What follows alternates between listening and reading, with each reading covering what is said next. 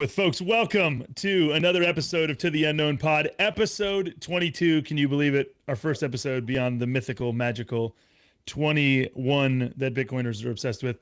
We are glad to have you here. My name is Jordan Bush. I'm the executive director of TGFB Media, which exists to help Christians understand and use Bitcoin for the glory of God and the good of people everywhere. I'm Oshawa Hawthorne, director of Brilliance Labs, Christian Social Innovation Lab. We help start things. We like working with Bitcoin. I'm Ryan Finley, entrepreneur, dad of 6.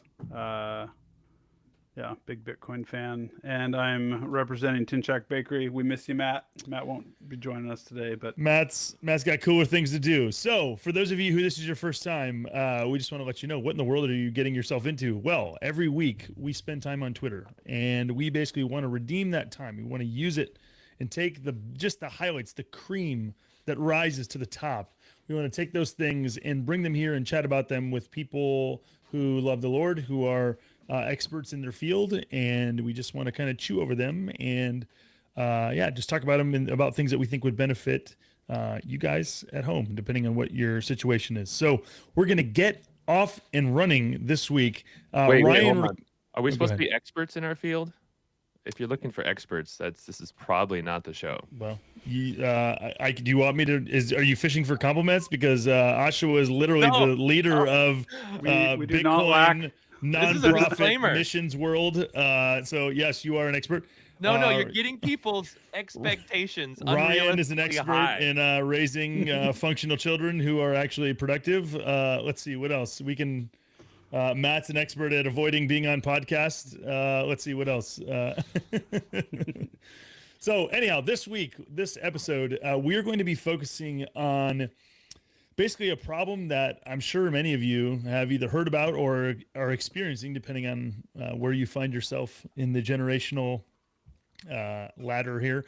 But basically, this issue of Gen Z and home ownership, or just even younger millennials in home ownership, we're basically at a point where it's very difficult. There's lots of people who do not own homes and don't have what appears to be a path to home ownership in the foreseeable future. And so, Ash, why don't you kind of just outline some of the reasons why we find ourselves in that problem, in that situation, and then we can kind of talk about what we think Bitcoin has to do with the solution. But maybe just kind of outline that and do your best steel manning that as an actual problem. Wow. Well, you have a few different issues. So, real estate has been used as kind of the middle class path to wealth. And it's easy to leverage. It's easy to capitalize upon. So you can do your home equity line of credit. You could cash out, refinance, and start a business. You can refinance and get another house and kind of build from there. House prices have gone up over time. But there's something called a monetary premium. And it's this idea that the house has a utility. It provides you important value that you need to raise a family, but also it is an investable asset. And so you have folks, and this happened during the COVID period, where you have these unrealistically low interest rates and then a whole ton of money printing, and you had groups like BlackRock buying up a bunch of single family homes. And so you had all these buyers, you had all this relocation, so people working remotely during COVID, and then all of a sudden they can live anywhere they want because they're allowed to work from their computer. And so you had people fleeing the cities and going to high desirability kind of places. And that just led to a huge just increase of real estate prices. And then you have kind of the bottom following out where the interest rates have gone up to combat inflation, but the real estate prices are sticky, right? They're not just going to crash naturally apart from some big disruptor in the market. And so you've had elevated prices in houses from the COVID rush, but now you've raised the interest rate. So you have affordability, interest rate plus the price. So your monthly payment is the worst that it's literally ever been. And so the older generation saying, hey, suck it up, young ones. Like we had 12% interest rate in the 70s. Like, yeah, you could buy a house for the price of a 20-year-old Toyota Corolla. Like, so it's not apples to apples. It's entirely different to have these historically average rates with historically absolutely like irrationally high prices. So there you go. There's a good summary of the issue. Let's further complicate this and further kind of explain why this is gotten so bad. One of the other exacerbating features that you have is the fact that you now have so much debt. Like if you're a young person and you're graduating high school and you're going into college, the vast majority of them are going to be taking out loans for college, because college, due to also getting this same sort of influx of capital due to governments throwing grants at basically grants at students and basically giving them free money. It's basically all it's done is just increase the price of college. And so in order to then adapt and pay for that elevated price of college, people take out loans, which, as we've mentioned in the past, are incredibly the only type of debt that you can't declare bankruptcy on. Are student loans, which is just horribly insane and unjust if you think about it for longer than 30 seconds. So that's another thing, is it's not just that we have record home prices, it's also that you have record home prices and record runaway student debt. You also have runaway debasement of the degrees that you're actually getting with your college education. The the education has never been worse in terms of the actual end product. You can find high school exams from 100 years ago that would be like PhD exams today when you compare them to the quality of education. And so obviously this is not absolute. At the highest ranges of education, the highest echelon, you're going to still find super rigorous education. But in many places, what you're paying for does not in any way correspond with what you're actually getting. Especially outside of fields like engineering and the medical, whether you're a doctor, nurse, whatever it is. If you're in those, you can still make decent money. There still are other consequences. But that can put pressure on you. But for the average person who's just getting 10 years of school and you're going through $500,000 of debt. Correct. So you're still in a difficult place, but there still are mechanisms for you to make that valuable. You'll have hospitals that will volunteer, not volunteer, but hospitals that will pay off your debt. Basically, they'll say, "Hey, work for us for this amount of years, and we'll pay off your debt." And you're like, "Okay, great." So there's not those same kind of debt relief mechanisms that exist in many other fields. And so all of these things, or a bunch of these factors put together. Anybody else want to add any other factors that are contributing to this? Yeah, the zero interest rate policy that was going on. So you had, during COVID, you had people that were still getting 2.75, to whatever, maybe 3.5% mortgages, or they were refinancing their mortgages at a time when inflation was like 8 or 9%. So it was literally, the simplest decision in the entire world for millions and millions of homeowners to refinance their house during that time. And now it effectively froze millions of people in place. Because if you sell your house, you lose your low interest rate mortgage, and your housing payment will double if you want to move across the street. So people aren't moving. And the effect that has is it prevents a housing correction from picking up steam. Like, we're starting to go through a housing correction right now, but if you had the normal number of people just moving, like, those houses would have to sell. And when they went on the market, it would just add more supply. And supply is still picking up right now.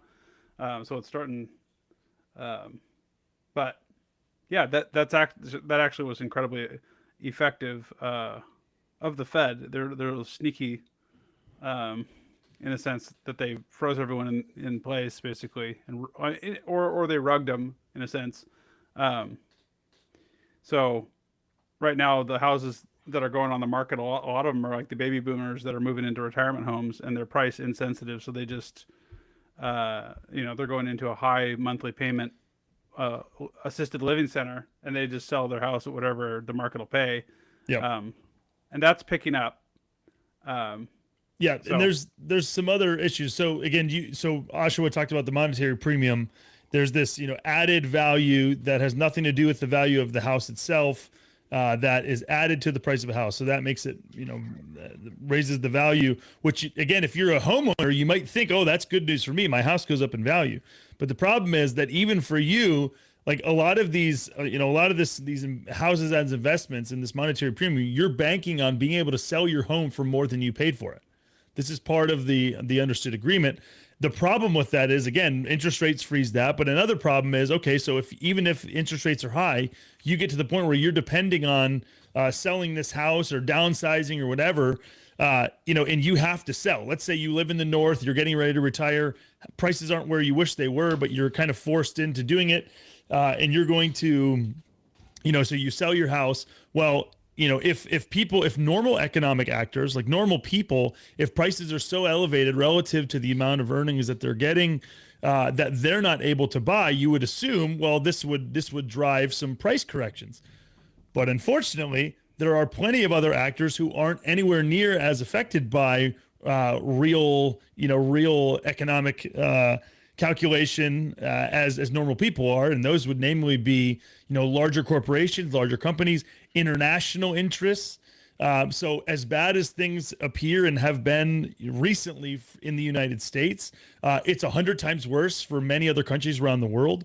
And so many other people who don't have ready access to the dollar, who either they have horrible national currencies in the country where they're at, and maybe they don't have ready access to the dollar, they are still buying up real estate in the United States as well, because it's a way better option than they have in their own countries. They're banking on the fact that the American economy is strong, Americans are wealthy, Americans can continue to prop up this this game of musical chairs longer and longer. And so that has just added more pressure. I was just reading an article about this yesterday, which is why it comes to mind. But this is adding more pressure onto an already stressed real estate situation. And so things are to the point, though, in terms of the correction that we talked about. There's an article there was a chart in an article that was written yesterday that basically said, there's a podcast called, it's going to kill me. It's on The Ringer. It's this guy, he's Derek Thompson. I can't think of what it's called, but really interesting podcast. This guy basically said, hey, so right now, home prices are increasing in the Midwest and in the Northeast of the United States. They're going down, broadly speaking, in the South. And if you're in Florida, the bottom is absolutely falling out of the real estate market. And so again, there's a whole host of reasons for that. Even there's reasons. For instance, one of the things is that the cost of insurance, home insurance, and other forms of insurance, because of a recent spate of hurricanes on top of inflation, it's just getting really, really expensive. You can no longer fix homes, and if there's some sort of problem, you can no longer fix them for the prices that these insurance contracts were denominated in. And so you're just getting to the point where, and plus these houses are getting older, and there's a whole bunch of factors that are resulting in people, not a lot of people wanting to move to Florida, or at least buy the available homes for the prices that they're at. And so there's a whole host of reasons, but this is a real problem. And unless you guys want to add anything else in terms of the problem, the question is, if you're a younger millennial, if you're is there somebody between the Zoomers and the young millennials? No. Okay. If you're a young person, Generation X, Gen X. Gen X are older than millennials. Yeah. The point is, if you're a young person and you're sitting here, you're looking around, and you're like, what in the world am I supposed to do? Am I ever going to be able to own a home? What we want to do with this episode is, rather than our occasional, we've been, maybe some like a little bit doomerish in some of these episodes going on here. We don't want you to black pill. We don't think there's warrant for that. But what we want to do is just like, hey, what kind of path is there towards homeownership? What kind of path is there to actually being in a position, putting yourself in a position, insofar as it depends on you, to be able to actually own a home and do something about this? And so that's kind of what this episode is going to be aimed at. So I'll let one of you two kind of start this, wherever you want to start in kind of unpacking where you would begin. Maybe kind of give a brief overview of your situations individually, and then kind of how you've thought about these things. You want to go first, Ryan? Sure. Jordan, you want to pull up that Nick Gurley, or Gurley?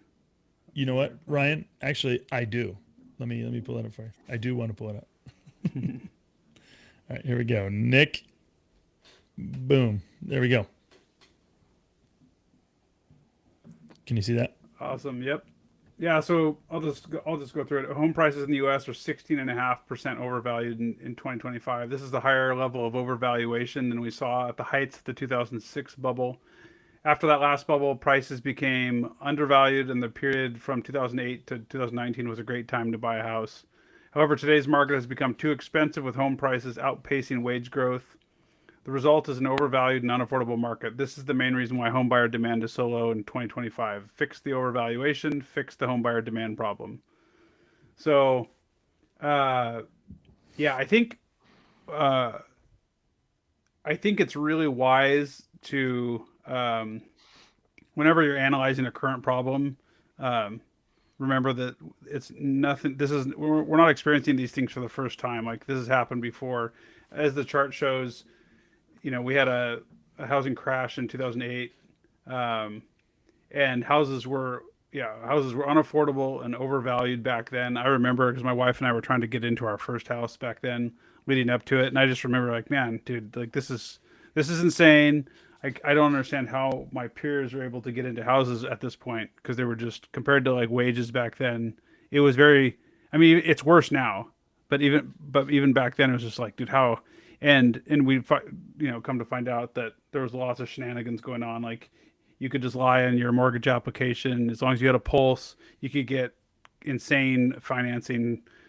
They were just trying to pump that bubble to the outer space. Things are different, like, and that's what, when you talk to people now, like, oh, it's not the same, they're way more strict, and they are,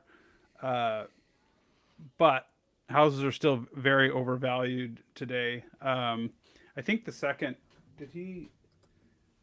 part of that tweet here, sharing right now, the Nick Gurley one.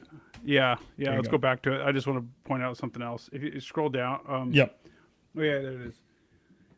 So, if you go down to number 2, the median household in the U.S. earns around $83,000. The annual mortgage payments to buy a house, $33,000, with the resulting payment to income ratio closer to 40%. That's simply too expensive. I think let's see, where does he talk about it? The second chart here. Yeah, I think it's another one of the things. Anyways, another interesting point that Nick makes is that, like, if Trump just forces out Powell and we get interest rates to plummet, he basically points out that even if you drop interest rates an entire percentage point or 100 basis points, you only save about $200 on the monthly payment. And so, for perspective, somebody who is trying to buy a house in like 2020 versus today, their mortgage payment is basically, it would be double what it would have been in 2020. So shaving off, $200 off that's not going to move the needle at all. So anyone getting their hopes up that like these huge crash in interest rates are going to actually bring a whole bunch of buyers back to the market, it's not happening. I mean, I'll just tell you straight up, that's people aren't just a couple $100 on their mortgage payment away from buying houses. So it's going to probably end up being both. Interest rates, I mean, the easiest thing to give is going to be house prices. Everyone's like, oh, they can just pull levers and drop interest rates way back down. Like, there's huge consequences. There's a reason why they jacked them up fastest rate in history. Inflation was literally raging out of control, and it's still super high. What are we at? Like we at 3.6 now? 3.6? It's or whatever the stated is. Yeah. It's actually way higher than that, but yeah, sure. Yeah. The stated. yeah, ground beef keeps going up 10% a year. Yeah. Just keep your eye on ground beef. Yeah.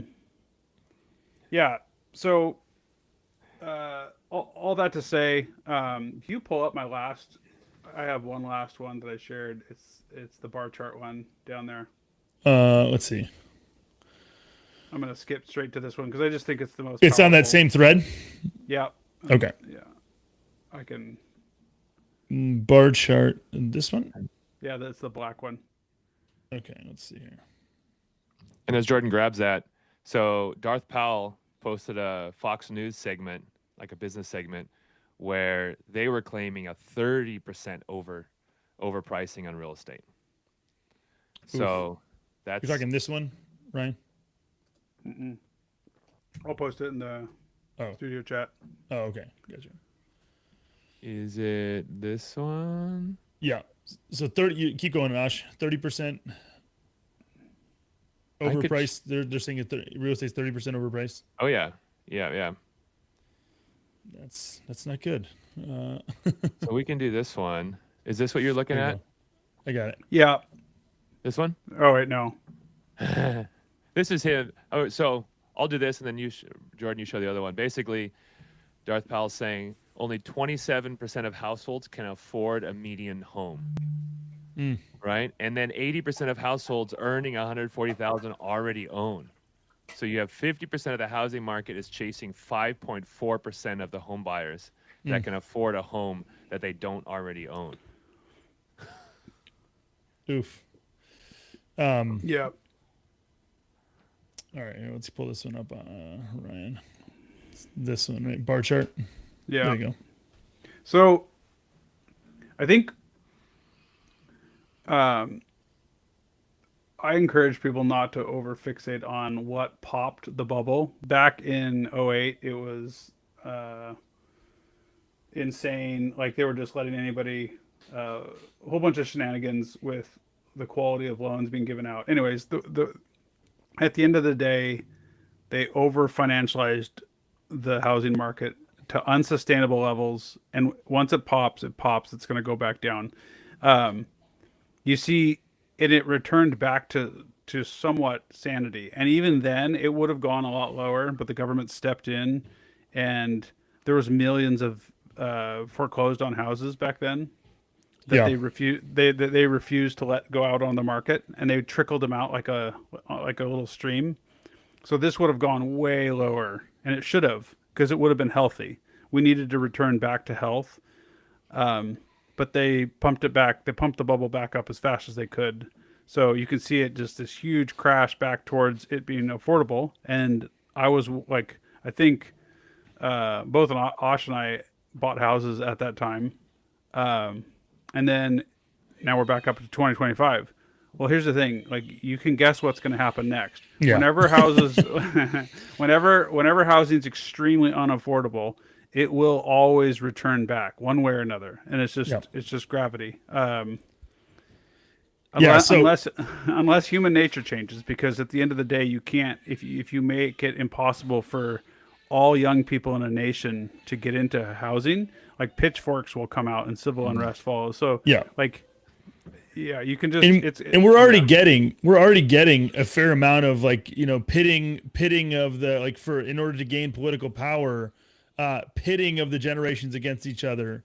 It's just a really dangerous and unfortunate thing that's happening. The other thing that I would want to mention here too is this like dynamic of like whipsawing. I mean, this obviously, let's see, this is 2006, 2025. So you're talking 19 years. Again, for some of us, 2008 seems like yesterday. It's insane that it's been 19 years. But like one of the things, this is not the first time this has happened either. Like if you look at other situations that again aren't necessarily, that we're not in Weimar Germany. Like I'm not stating that we're there, but like one of the things that you see during that time is that the price of gold and the value of the local currency, it whipsawed back and forth like this. And so like this is evidence that like this is an unhealthy situation.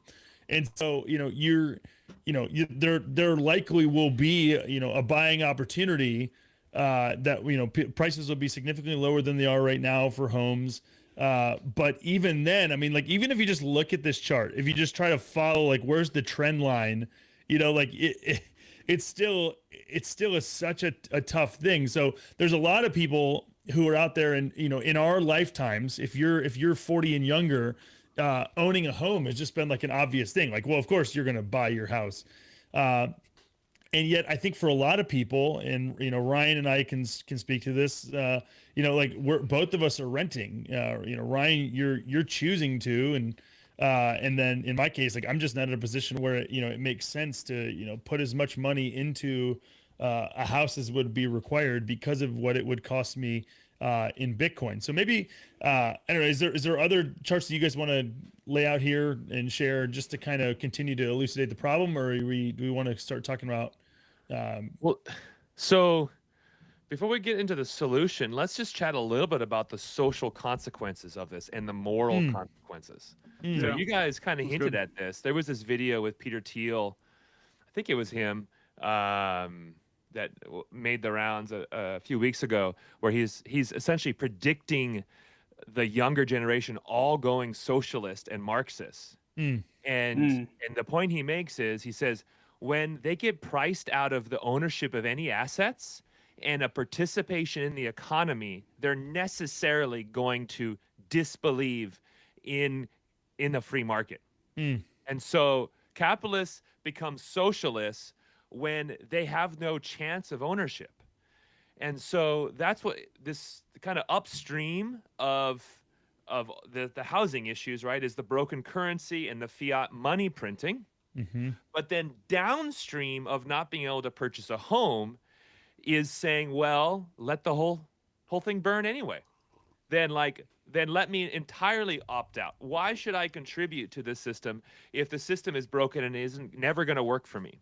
Yeah. And so you had during COVID the whole kind of like Wall Street bets movement, and I would say some of the adoption of Bitcoin and the kind of the retail involvement during COVID was some of that. Like, let's opt into another system. Sure. And I think some of the wokeness and all the like protests on campus and the BLM, that was all saying the system is not working for me for various reasons, right? They're identifying, they're feeling the effect of the problem, but they're like shooting at other issues, Attributing blame right? to Blame the police for why I'm poor and everything's broken. No, it's not. Like, it's upstream. Go higher. There's deeper issues in our society that are moral and systemic financial, right? And so downstream of this, we're getting all the dirty water. We're dealing with these issues, and now people are gonna opt out of the current system. And I think the question for us, if you're a Christian, well, historically, for millennia, Christians have built parallel systems and parallel ways of living that go against the stream, that find ways to build communities where we can help one another prosper, even while Rome burns, right? And as it says in Jeremiah 29, I mean, seek the welfare of the city. So it's not let's care for one another at the city's expense, at the world's expense, but it's realizing that the best way to be salt and light in a failing society and a failed state is to have a healthy marriage, to love and raise your kids, to provide for your family, to love your neighbors, right? To serve in your church. And if you start in the areas that you have most responsibility and stewardship, and you're faithful there, God will bless you. He will make you fruitful. And by God's grace, we may be in Ecclesiastes talks about this.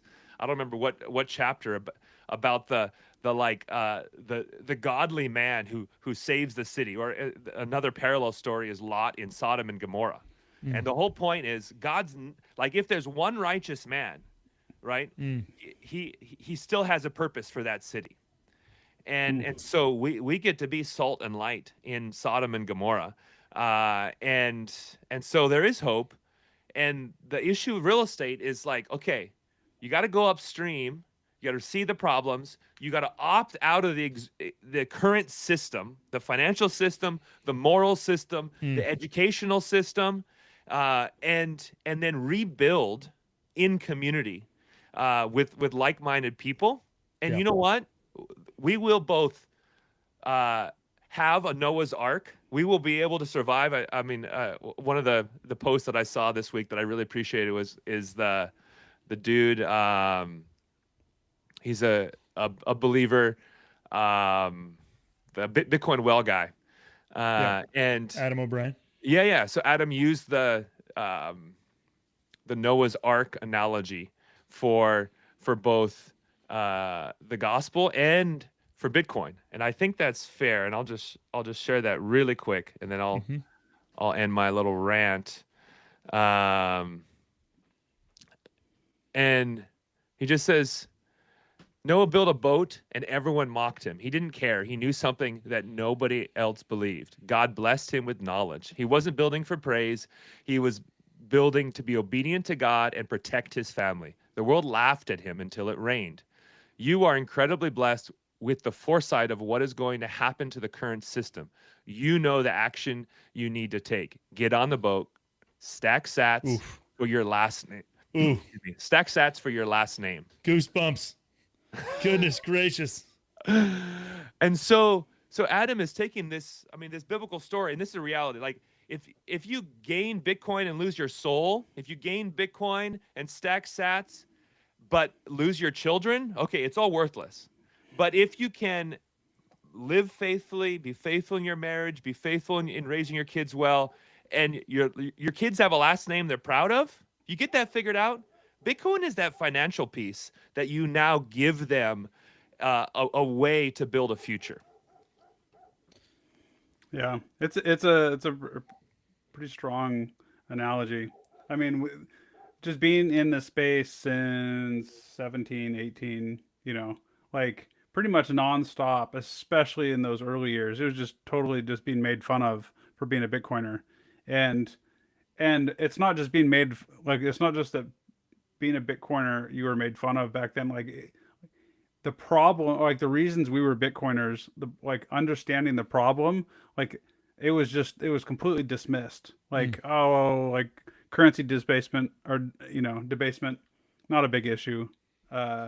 Broken fiat system, and all the downstream effects from that on literally everything in our culture, just completely dismissed. And yeah. Yeah, I was. This is an interesting. I wasn't planning on talking about this, but there's it brings to mind. There's a comedian whose name is Dan Soder.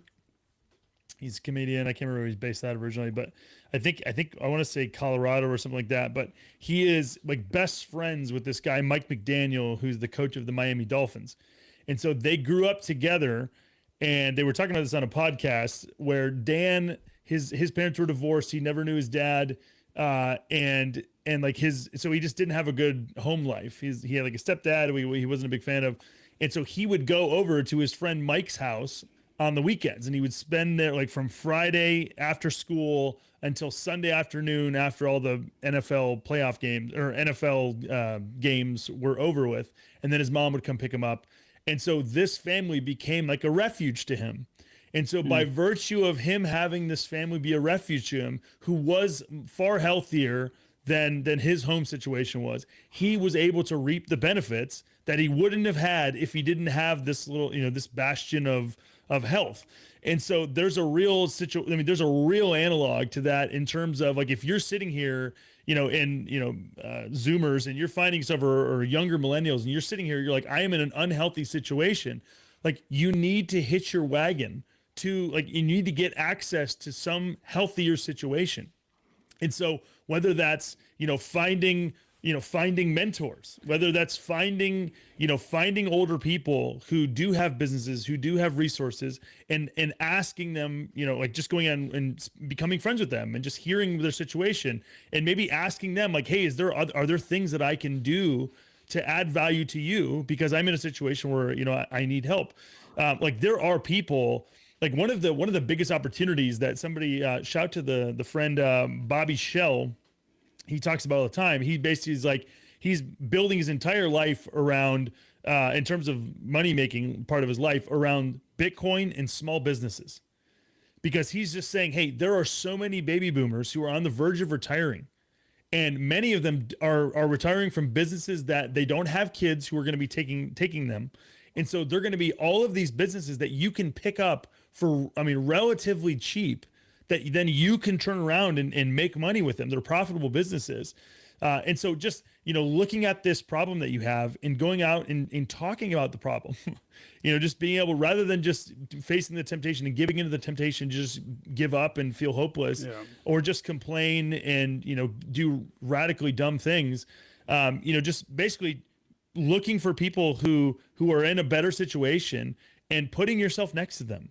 And trying to listen to them and have conversations with them, and again, just a lot of these people have expertise that they're willing to share and that they want to share. One of my favorite things, my granddad went to be with the Lord, probably 4 or 5, 6 years ago, something like that.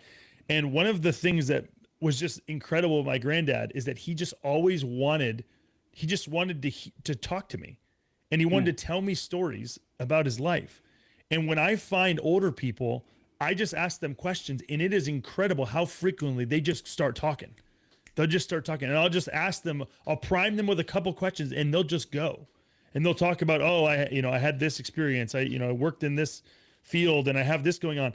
Like there's so many people who, again, what they don't have, they have material stuff, they've got resources, but they don't have younger people who are necessarily interested in interested in them and interested in hearing kind of their stories.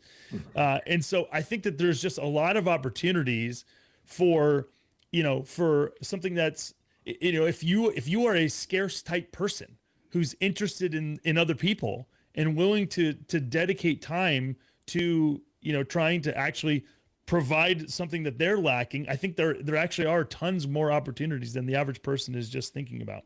So Jordan, I don't know if you saw this in the public chat, but you were basically perfectly answering this question in the public chat. Okay. A young man asked, what's your best advice for a 21-year-old young man who is discouraged?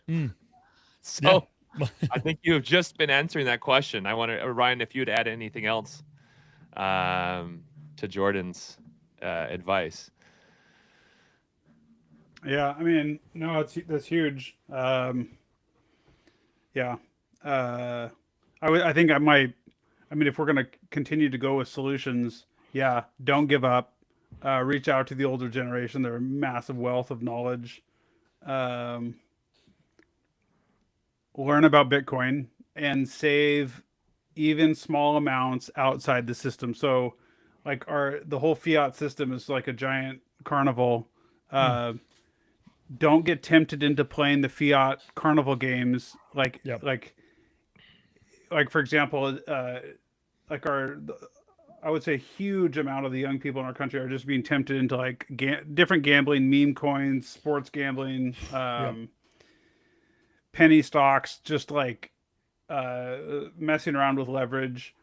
The same, like even saving small amounts of $5 a day, $10 a day, $20 a day, like it doesn't seem like anything. It's like it's never gonna place a dent, but like that's never the truth. Even back when I remember when I was coming out of high school, I hardly had anything. I was making hardly anything, and investing in companies back then, I was like, what's the point? Like what's the point in $50 or $100? It's like that's literally nothing, right? Well, like just for perspective, just to hammer home the point, I want you to know that like the companies that I would have invested in, and I was a little bit, were Apple and Amazon and companies like that. And like Ryan was chilling Tesla on Facebook for years. And it performed pretty well. I was buying Apple stock when Steve Jobs came back to Apple. But so here's the thing. But even then, it was inexperienced, immature, undisciplined Ryan. And if I could do it over again and listen to my own advice, it's like, it's don't underestimate the small beginnings. Like even buying small amounts and just continuing to faithfully work hard and save. Today, I would just say be simple, buy Bitcoin, and work hard. Back then, Bitcoin didn't exist, and so you literally you had to play a little bit more of the game, um, which it's like it feels like a whole nother world. Yeah. But yeah, Well, and just know that the same like, oh, what's it gonna do? What's $50 gonna do? I mean, we my thesis, and I think Osh and Jordan probably agree somewhat. Like, if you can save $1,000 like in the next, you know, I think we're at 10x in five years potentially. Maybe 100x within 10 years. So depending on how old you are, just know that like it could be worth 10, whatever you're able to squirrel away in Bitcoin right now, it could be worth 10 times as much in 5 years. yeah. So don't get discouraged. Um, yeah. Yeah, I would. I mean, first of all, I mean, the first thing I would say before I give like, advice to Salome, I think is how you pronounce it. But like the first thing I would say is like you're not alone. Oh, You yeah. know, just like you're not alone. Like there's lots of people who are, in similar situations, and who are, who are just just frustrated the way that you are. There's also a lot of people who are in worse situations, than we are. Like I'm somebody who I never owned a home. Like I've never been able to own a home. Like I went and we were missionaries in Uruguay, like right at the prime years where if we had like a normal job, we could have been, socking away money and, and doing stuff like that. And we just didn't have the, the resources to make that happen. And so like, I look at around at, some people who are my same age and like, they've all got, 7 years on me in terms of, financially, in terms of like homes and all these different things, and there are moments where I catch myself where I'm like, oh man, I'm jealous or whatever it is, and I mean just the reality is just like, hey, you know what, like it's just one of these situations where I don't have that situation, I'm not in their situation, but the Lord knows, and so again, I don't know if Salome's is a believer or not, but I do think that's one of these things where like pour your heart out to the Lord and just basically just bring your things to him. He cares for you. The scriptures tell us that cast your cares on the Lord because he cares for you.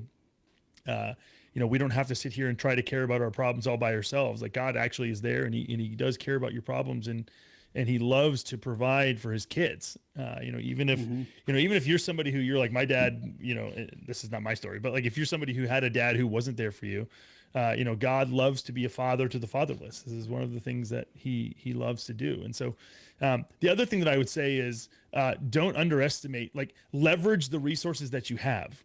So if you're 21 years old and you're single, the resource that you have that other people don't have is you have your flexibility.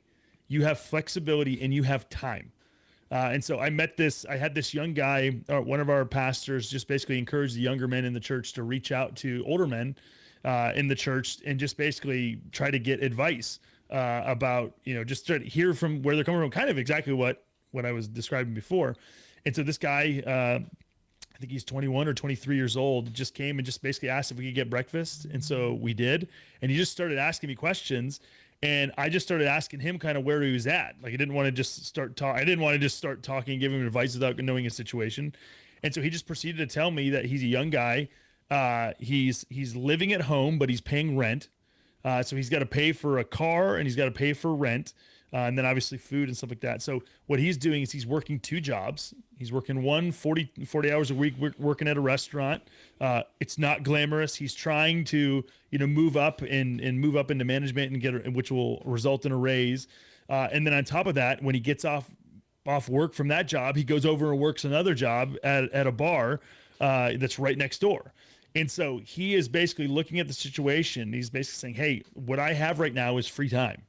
And so I'm going to maximize my free time. I'm going to do the really hard thing that's not fun right now so that I'm in a better situation so that I can basically earn money and then I can invest it. And so he's already, I mean, he's saving a good, I think at least, I mean, he's saving a good chunk of the money that he's earning.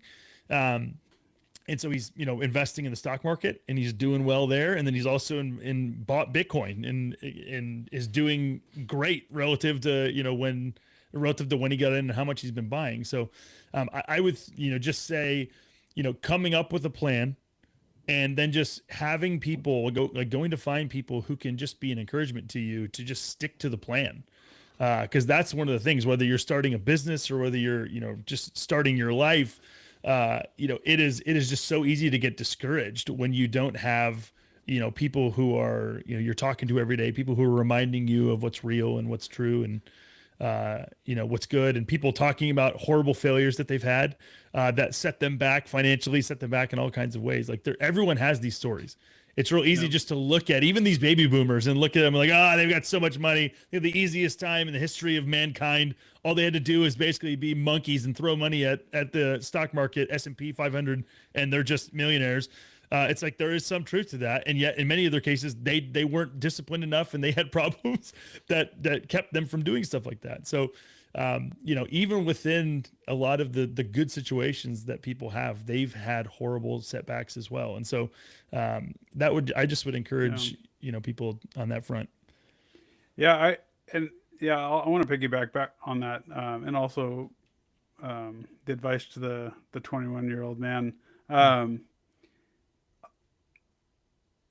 God's design for us is to be mentored and discipled by our own fathers, and I think that extends to career paths, skills, training, things like that. Not necessarily that our dads should have like taught us every little skill that we end up using in whatever career we end up in, but our dad they should have been like the coach, the encourager, the mentor, and a lot of us didn't have that. Like my dad was awesome, but he was not very entrepreneurial, and so I was a little bit on my own when it came to like just developing the skills that I needed to succeed. And I was that super discouraged mid-20-something-year-old guy.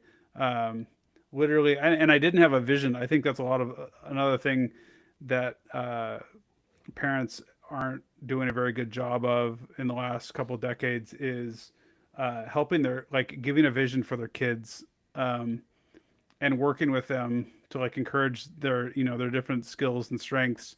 And so a lot of times kids are coming out of high school with just literally no idea what in the world they're going to do with their life. And I just want to encourage anyone out listening right now, just like find older, wiser guys in your church, especially those that are in somewhat similar situations that you might want to be in. So for example, if you're interested in business, for example, just any guy in your church. And the other thing is the Lord can use anyone. So just pray that God provides somebody, but that has the skills that you need, and to reach out to them and see if they're up for getting coffee. That's literally exactly what I did. And God massively blessed that. There was a guy, Chris Taylor, up in Portland. He was a huge blessing to me, him and another guy in our church. I just started meeting with them, and they were just kind of mentoring me. And the other thing is like, we're so like at that age, there's still so much immaturity and foolishness bound up in our hearts. Like you need older guys just to be like, just to tell you no, like, no, that's a bad idea. No, just focus, focus. Like just keep doing whatever. Like, and hey, Ryan. Yeah. Would you share your story of how much money you had in your bank account when you went and met with Chris and started doing your Craigslist hustle? That's such a great story. Dude, like, I don't know, it's like $75 or something like that. It was pretty. A wife and what, 3 or 4 kids? It was probably a couple kids at least. Yeah, it could have been 3. But yeah, it was a tough situation, and I'd always wanted to go into business and never had any training. I went through public school, so there was no training, like business training or anything like that. And so literally, unless you had a dad or a friend who was a business person, like how in the world were you supposed to learn how to do anything with business? And I remember meeting with them, and they're like, well, what do you want to do? And I'm like, I have no idea. Like, I've been interested in business, buying and selling things. And they're like, well, what do you want to buy and sell? And I'm like, I don't know. And Craigslist had just become a thing, and we were living in Portland at the time. And I was like, well, I could buy and sell things on Craigslist and earn money from it. They're like, okay, well, how are you going to do that? And I'm like, well, I'll find good deals. They're like, okay, well, how much do you need to make a day just to like the bare minimum just to pay your bills? And I'm like, well, probably $100 a day. And so these two guys, Chris and what's his name? Is it Paul? No, it was Orth. Oh, Jason. Jason. Yeah, Chris and Jason. They're like, okay, all right. Well, you buy and sell things every day and email us at the end of the day and tell us what you bought and sold and how much you made. And it was just like this little bit of accountability. And I had to tell them like, and at the end of the day, if I didn't make enough, they're like, dude, work harder or like work longer. Like, and I was just hustling all day long, trying to like, literally I'd like buy a drill and then I'd go sell it. And anyways, that went on. And then all of a sudden I'd make $100, then 150 and two, and it kept going up. And I started like specializing in things, and I eventually got into used appliances, and then it was like $300 and $400 and $500 and $600. Like I started making like really good money, and then I ended up like accidentally stumbling my way into a whole trade, which is learning how to fix appliances and then sell them. And yeah, but it was just like the most simple conversation, and I can still picture it to this day. Like, and it was the most profound thing, but yet it was just so simple. There was okay, then just do it, just do that thing, and then we're gonna hold you accountable. And so I sent them emails every day for 6 months, and and at the end of it, like if you like you could literally do anything. Like you could literally go out. Anybody listening right now, you like just buy a weed eater and go out and spend all day trying to get landscaping jobs, and promise you, after 6 months, you'll be doing very well. Like it doesn't matter. Just work hard at whatever you do. Be consistent with it. Trust the results of the Lord. And yeah, that accountability piece though is huge. I just think like, yeah, it really is just such a big thing. I mean, because what was happening over that 6 months is you were becoming a different person. Like you were, you were being disciplined in order to just think about these things. Like my similar story is when I was in college, my cousin was selling, my cousin was my roommate in college, I think it was my junior year. And he's one of my favorite people in the entire world. He's one of these guys where he just has always had a knack for business, always had a knack for investing. Everything he touches just turns to Bitcoin. He's just one of these guys where he just has a mind for him. And the other thing about him is that he literally brings everything to the Lord in prayer. And so as it relates to investing, this is what he's just always done. He just prays about everything. He's like, what should I, should I get this or not? And something that a lot of people would just be like, oh, God doesn't care about that. He just, in this case, he does. And so he was selling used books.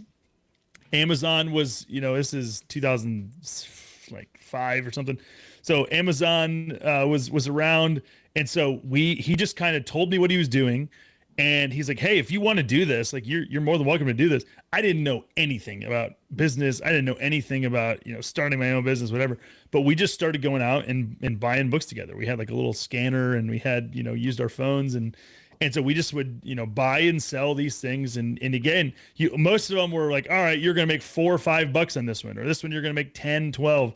But then you'd find one where you just would find a good deal and you're like, oh my gosh, this textbook, I'm going to sell this and quadruple my money off it. Holy cow. And so I did that, graduated. And then when we first got married, I did that within the first 6 months of being married. I just started doing that on the side and ended up again, making a couple grand a month to where, you had a young family. We were able to live off of it. Again, it wasn't glamorous. There was no sure thing. Like I look back on it now as somebody who's got a job and almost 5 kids. And I'm just like, what was I thinking? Like what in the world? But like the Lord used it and just, used it to develop the right skills to just basically not be afraid of the future, the present, whatever. I think like that's a big part of it is like God is alive. He's in the world. And he loves building us up. He loves developing character in us and demonstrating to us that he's a kind father who's every idea that's ever been had that's turned into money has its source in him. And so I think that's another thing is just like having the confidence to just go to the Lord earnestly in prayer and say, Lord, I know every single good idea exists with you. You could literally give me $1 trillion idea and I could be I could find a check for $1 million tomorrow. Like there's a whole, I mean, there's so many absurd ways in which people have gotten, have gotten to a point, where they have an idea or they have businesses or whatever. There's just so many ways. And so just, not being afraid. I think that's one thing that I would be encouraged is like, take your fear to the Lord and just entrust it to him, and he will honor that. Amen. So since we're sharing God stories, so my quick God story and provision, and it's so funny hearing Ryan talk about how he needed to make $100 a day to pay his bills. Oh, the simpler times. It sounds like inflation adjusted today. It's like probably 300. That was 25 cents, and a loaf of bread was a dime, right? So we aren't as old. We're not really that old, right? Ryan doesn't look old particularly. I look my age. But so when we bought our house in 2013, I was bringing in $2,700 a month. Okay, so we bought this house, and at the time it felt like a lot of money, but I won't even say how much it was. It was very little bit compared to what this house would be now. But I remember that first summer thinking, okay, I don't think I can pay all my bills and my mortgage. Like they gave me this loan for this house, but money is so tight. And my prayer had been, okay, God, and I'm serving as a missionary. I want to be a witness for him. And I just said, God, provide the house, and whoever our neighbors are, I'll reach them and love them for Jesus. And then within a couple months of being at our house, I noticed these two Arabic guys across the street. And I meet them. They invite us over for a meal. And next thing you know, they're saying to me, and they're from the Arab world. They're Muslims. They're here to study English and go to university. And they say to me, we would love to have a Christian family to live with. And I'm like, that's interesting. Well, I know some Christian families with houses. I'll see who I can talk to. Kind of the Samaritans man walk around the other side of the street. It's the Dumb and Dumber scene. If you go down the road, there's a Christian living down the street. You might find a Christian somewhere else. Who could use some extra income. Yeah, and who has extra room in their house, right? Who just bought a house and anyway. So then I totally missed it. I get home and I talk to my wife. I'm like, these guys, they said the craziest thing. They're like, hey, we want a Christian family to live with. Isn't that weird that these like Arab Muslims? Is this post 9/11, Ash? Yeah, actually, okay, that's another funny story. My first night with them, it's like 2 a.m. and we're drinking Cokes and talking. And they asked me in their broken English, I have a question for you. What do you think about Osama bin Laden? So they asked me that.